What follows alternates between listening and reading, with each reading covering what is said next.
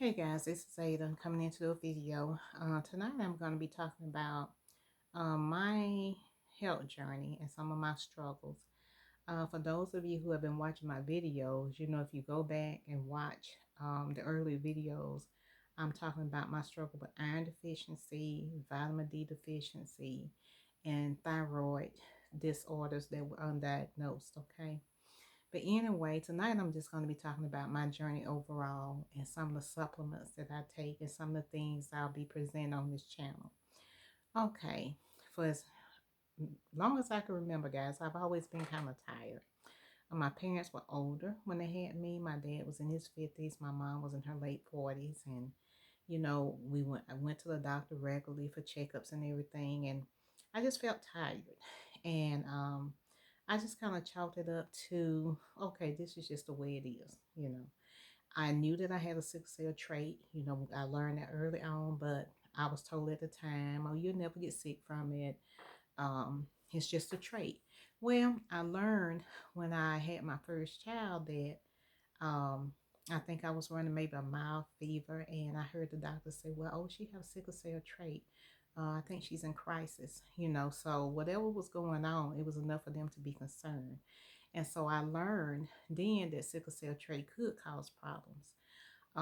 Maybe not like the anemia where you have a lot of health crisis and it's just a horrible disease.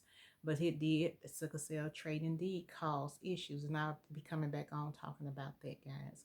But anyway, through the years, because of my own struggles, I learned what was helpful in the natural health community. You know, I did various um, herbs and vitamins to help me navigate through some of the weird symptoms that I went through that no one could diagnose. Because at one point I had this extreme tiredness.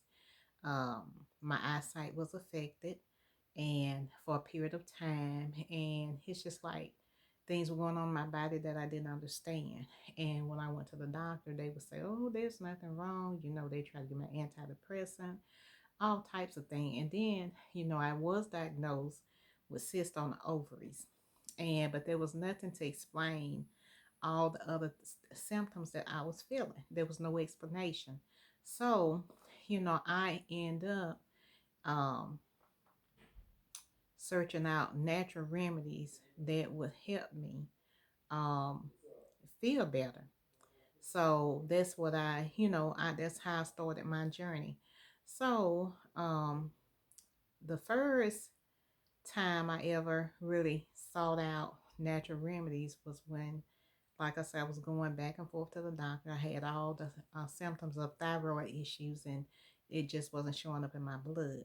But I learned later on that they would have to do very specific tests in order to diagnose a thyroid disorder, especially if it was autoimmune. And I know that wasn't being done because insurance is funny about what they'll pay for. So that stuff wasn't being done. So I resorted to, you know, doing things a natural way as I was led by the Holy Spirit.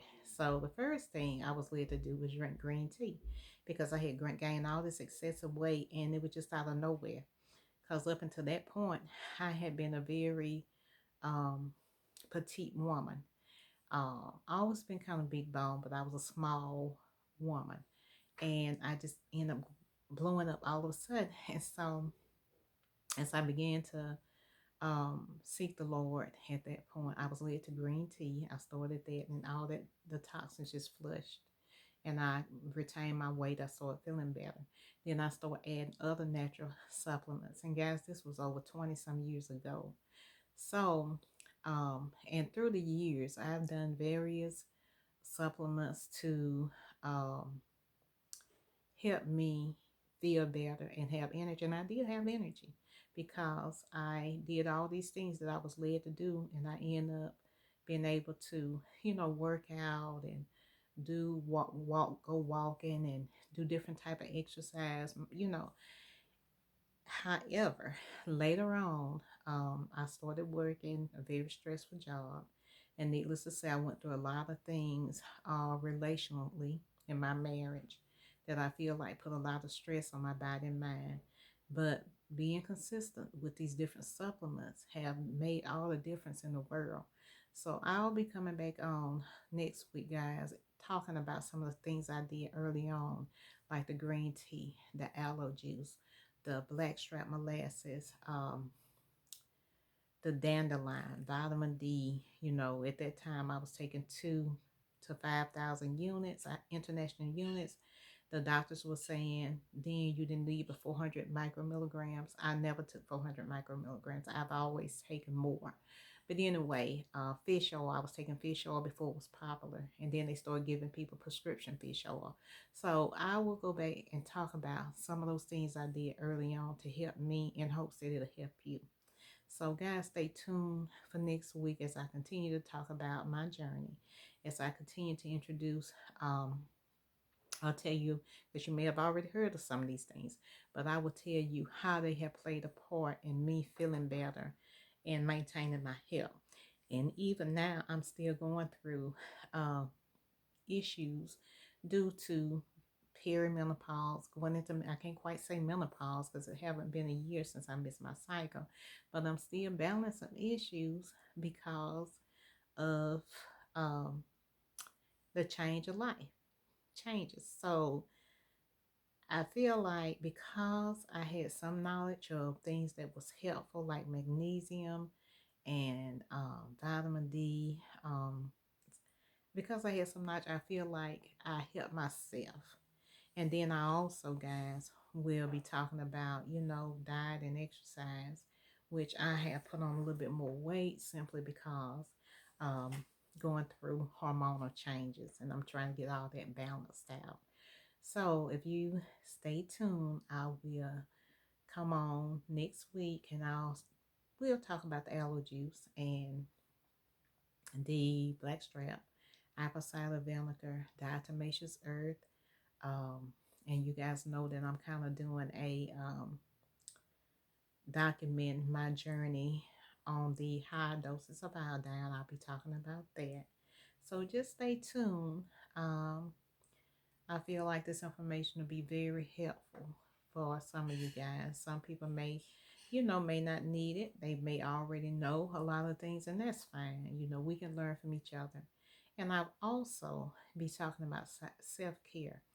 Some of the things I do in my self-care routine, and that sometimes I struggle to stay consistent, but and some things that I really want to do. I'm just going to be very transparent about the things that I am hesitant to do, just because you have to just step out and do things. And sometimes we get in a vicious cycle of routine and we just, we lose that spontaneity. So, that's what I would like to just kind of be transparent about. So, guys, if you think that you could benefit from some of the information on my channel, please subscribe. If you think this video has been helpful, please like it. If you think it will help someone else, please share it. Thank you for tuning in, and I'll see you guys next week. Stay tuned.